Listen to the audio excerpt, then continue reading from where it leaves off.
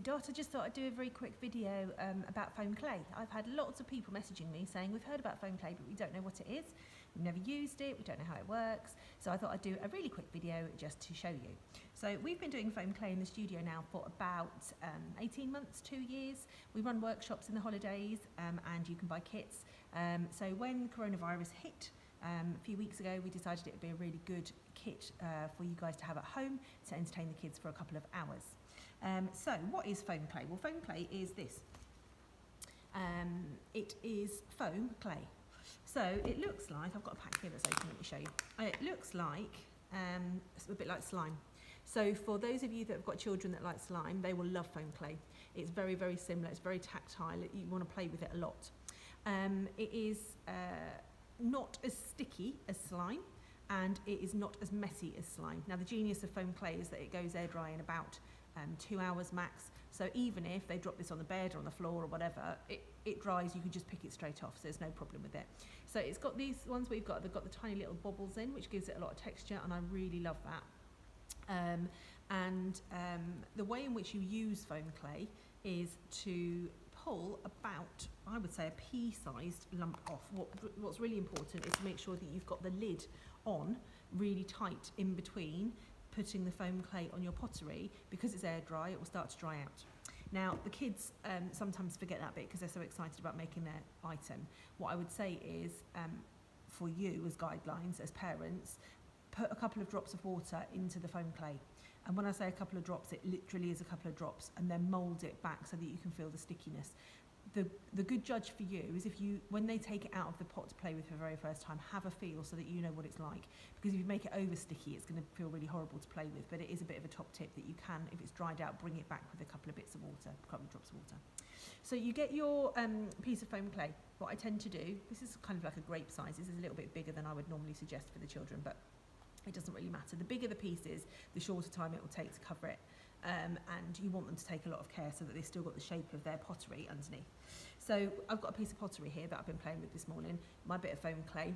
We put that on with our finger, and then we just use our thumb and our finger to spread it out. I'm not doing this very well because I'm trying to show you in the camera, so I can't actually see what I'm doing, but we'll put that around there. So there's your first bit of foam clay. Now that, you probably can't see on the screen, is relatively smooth. If you, as the kids, or you might be doing this, it's really therapeutic, as you are putting this on, if you're doing it on a shaped item, so like something that I've got behind me, if we're doing it on a dragon or a unicorn or something, you need to keep the shape of that underneath so that when it is done, it looks like what it's supposed to look like. So we've got a cupcake money box here. Now it's really, really often that I see the kids have put a great big lump on the top, so they want a cherry, so they've just stuck a cherry on the top like this. And that's fine, it will stick on and it will go airtight, but you've lost the shape of it.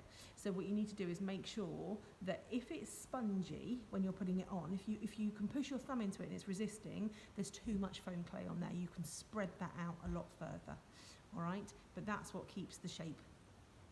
So pea size, I've got a massive bit here because I'm just showing you, it's just a demonstration, and then just push it around. Now it might be that if you push it too far, let's see if I can make this happen, hang on, bear with me a second. You might end up with a great big gap like that. You might end up with slightly smaller ones like this.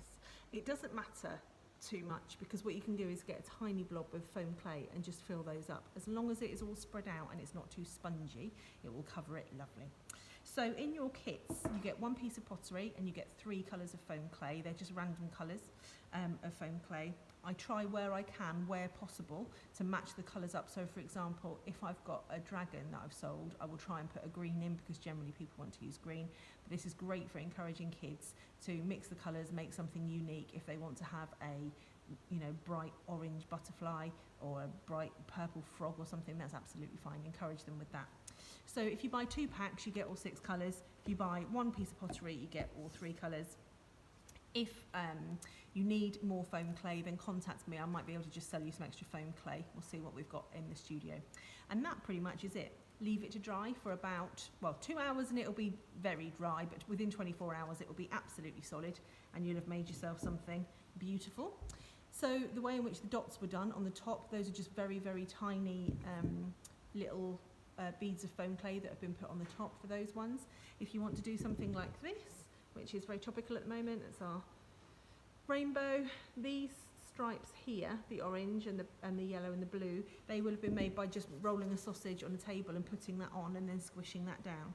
The dot technique is really good for eyes. What I tend to do is a slightly bigger bit of white and then a tiny, tiny bit of black. If you haven't got black and white in your kit, then a marker pen will do just as well to draw your eyes on and to give your cat some features, for example. So really versatile, really easy, lots of fun. I kind of love the smell of foam clay. Don't ask me why. It reminds me of something from when I was little at school. So I sniff it a lot. I look like one of those weirdos sniffing foam clay, but I do kind of love it. If you've got any left over at the end, which the chances are you will have, a really little quick tip is that if you get a piece of foam clay, if you roll it in your hands to make yourself a lovely ball, if you put a hole in the middle with maybe a skewer, a barbecue skewer or a cocktail stick, something like that, leave them to dry for a day or two, and then you've made yourself some perfect beads for a really funky necklace or bracelet. Foam clay will go over pretty much anything. So if you are a crocheter, for example, a tub of foam clay is ideal. You can actually mould the crochet hook into the mould of your hand so that it's much more comfortable. So that's a great use for adults. If the kids have got anything else, any paper mache things, any little wooden ornaments, if they want to make themselves some key rings, foam clay is a really, really fantastic medium with which to use. So anyway, that's a very quick run through. Hope you enjoyed learning about foam clay. Head over to my website, which is dixie.crafts.com, and on there you'll find the Dixie.shop and you'll be able to choose your pottery and order your foam clay kits. We'll get them delivered to your door. Thanks for watching. See you soon. Bye bye.